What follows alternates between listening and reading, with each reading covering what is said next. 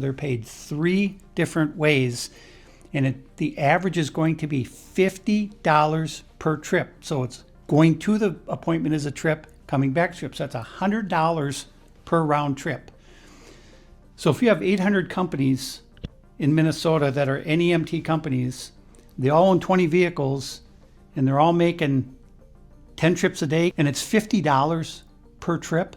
So it's 800 times 20 times 10 trips times $50 a trip.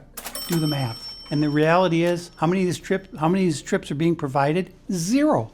They don't have to provide any. Why? Because when they are paid by the state of Minnesota, these companies go online and they fill out a form, and it just says, okay, how many trips, how many miles.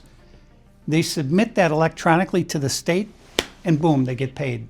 Nobody bothers to check. They don't call the dentist, did this kid show up? They don't do anything. As soon as that form is filed with the state of Minnesota, that payment goes out immediately. And so essentially, these transportation companies are what hold all of the fraud together, because you have the daycare centers working with the transportation companies, the adult daycare centers working with the transportation companies, the healthcare companies working with the transportation companies. So it's just another way to bill and to also make it look like something's happening here inside of Minnesota. This is the belly of the beast. All of this fraud revolves around these transportation companies. All of it. This touches every part of fraud here in Minnesota. And today we're going to go confront these people. We confronted them last time. There was no kids in any of the child care centers. And today, what do you expect to see?